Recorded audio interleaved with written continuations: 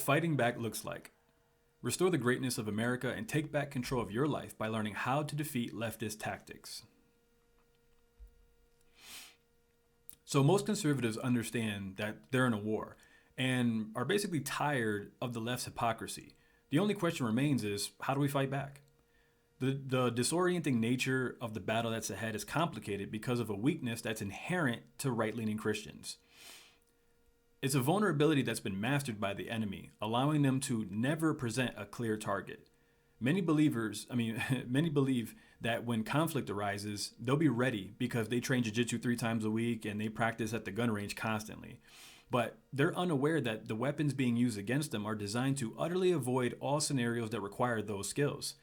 In this one here, we'll be talking about what fighting back looks like for everyday Americans who've seen enough of their country slip into ruin through terrible practices, policies, and a declining culture. The mental ambush. Freedom-loving Americans are waking up to the malicious actors whose sole purpose is to make words offensive. These words are replaced with another word that means exactly the same thing, which will eventually be used to offend as well. The whole goal of this video here is that I aim to help you identify the reasoning behind this type of mental ambush and specify the steps in how to counter an attack that's this dangerous. This passive-aggressive enemy is a significant one, but it's easy to downplay it. And so we're going to go over that right now.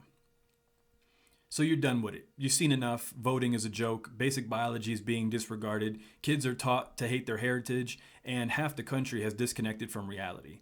You've tried to tiptoe around nonsensical cultural issues and focus on your small part of the world, even taking steps to avoid offending people, even showing some sort of support for their causes, and sometimes at the expense of your own beliefs. Because if what they say is true, then you'd be on the same side, if it were true. Except your message isn't received in the same way that you'd hoped, as people still found a way to be offended by the slightest thing because of their addiction to the power of righteous indignation. Gestures of peace are viewed as don't hurt me displays, a sign of weakness to be attacked through lies and coercion as the mob consumes anyone who doesn't fight for their cause. This message of convert or die has the backing of politicians who are seemingly in control of the street thugs who enforce their dictates. These people who believe in multiple false realities made up of contradictions that are stacked a mile high are now turning their attention to business owners. In classic communist fashion, they fight to take everything from you via the power of the state.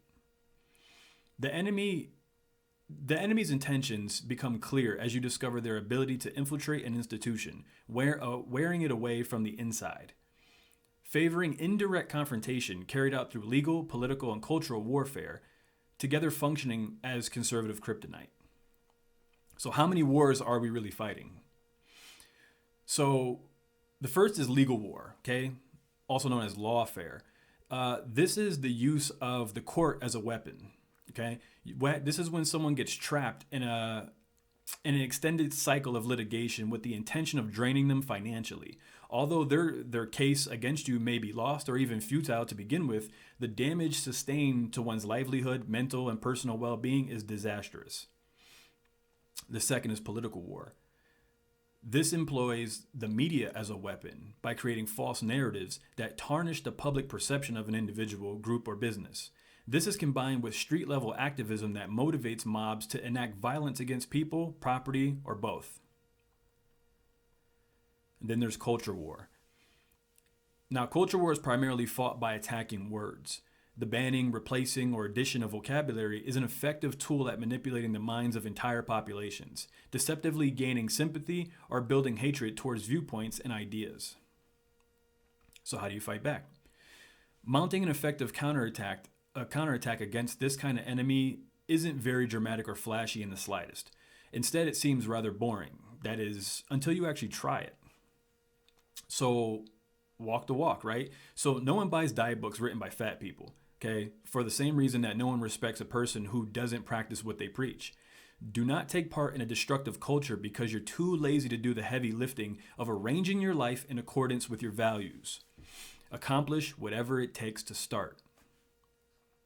So if you are going to say that you want to lose weight and you want to get into shape, You do not sit around and say, well, I can't lose weight because everybody else buys chocolate around me. Everybody else is eating all this good food around me. That is not an excuse. That means you have to separate yourself from that environment. That means that you have to fill the fridge with better food, vegetables, get away from the grains. That means you have to do whatever it takes for you to accomplish your goals. You can't wait around and wait for the world to somehow or another conform around you or around your goals, okay? So here's some little quick tips here that you can use, right? Get off of mainstream social media sites in favor of ones that protect free speech, like Gab, Rumble. There's a couple more, Minds.com. But you need to go ahead and branch out your social media game so that way you can actually contact people and make use of platforms that actually care about you and are not selling your data on a regular basis, okay? You got to work with other parents to homeschool your kids. Public schools have proven over and over again, whether it's through teachers' unions or the curriculum itself, that they do not have the best interests of your child in mind, okay? In fact, they're trying to indoctrinate your kids. If you continue to allow your kids to go through that level of indoctrination, then you deserve what happens to you afterwards. When your kid eventually decides that you're a problem, that you're racist, something you did in your family early on in life was some sort of a racist, crazy thing, if you allow this type of brainwashing to continue, then it's your fault, because you should have arranged your life in a way that put the best interests of your kid at heart, okay?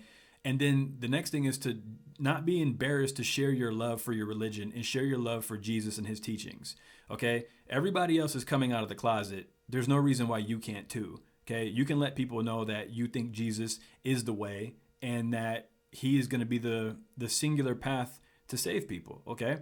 There's no reason for you to keep that to yourself on a regular basis. We're not like in other countries where Christians are murdered left and right. So the stakes of Americans coming out as Christian are pretty low, all right? So the next thing you need to do is produce content. So people, let's see, you got to provide young people with sort of a digital apprenticeship where they can absorb your knowledge through stories.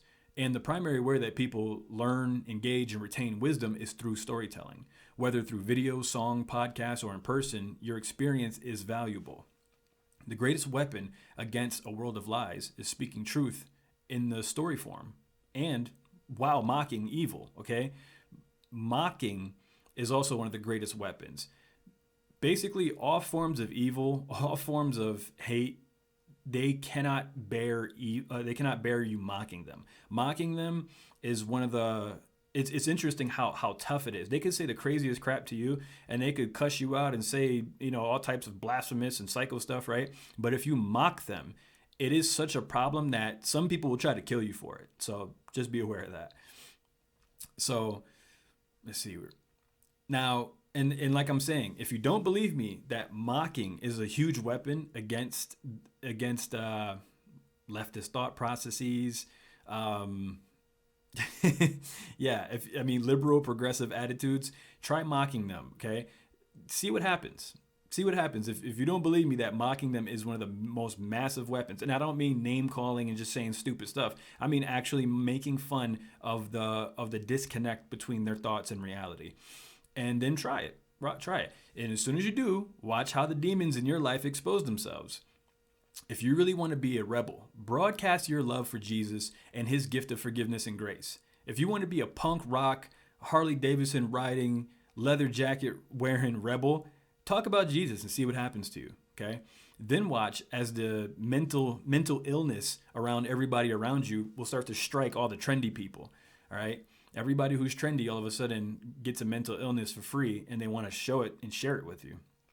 So the next thing you can do is support those that do, all right? Have generational vision, helping the young and old to work together and tell stories of greatness. Tell cautionary tales. Tell stories of mythology, okay? If creating content isn't possible for you, then donate to the people whose work exemplifies or amplifies your values. Exchange business services with a strong in-group preference for those who are promoting a moral America.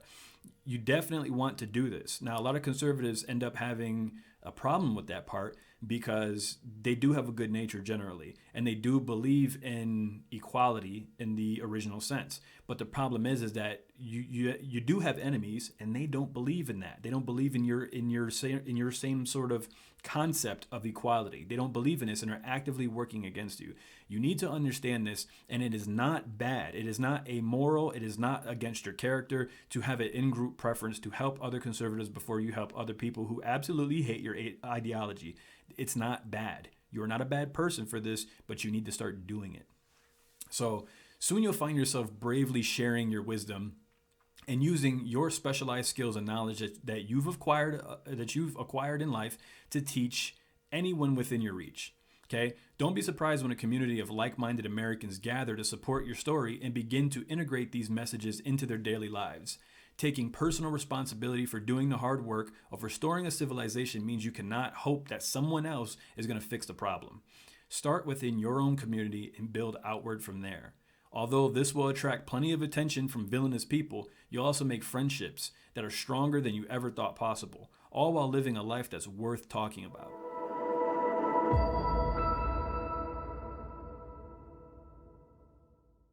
And this show is sponsored by SquishyBrick.com. Do you need help telling understandable and relatable brand stories? Is your marketing filled with dull, unimaginative, and confusing writing? Then head over to SquishyBrick.com. They specialize in website copy, product descriptions, ebooks, and attractive presentations. Go check out some of their case studies, and then click the orange Start a Project button on the top right-hand side of the screen to set up a free consultation. That's SquishyBrick.com. SQUISHYBRICK. Brand strategy and copywriting for free thinkers. So what do you think about what I covered here today? If you're interested or you find value in this show, then let me know by commenting American Waymaker on wherever you're watching. You can also head to AmericanWaymaker.com and subscribe to the free newsletter to get access to the articles that I covered and also exclusive content that only other Waymakers get to check out. And then let me know if this video sparked anything else in you. You can use the hashtag American Waymaker on Gab, Rumble, YouTube, Twitter, and a bunch of other places that'll be linked below. So like it if you and I think I'd like. Subscribe if you're a part of the tribe. And share it because you'll be in my prayers. And comment if you want to represent. I'm out.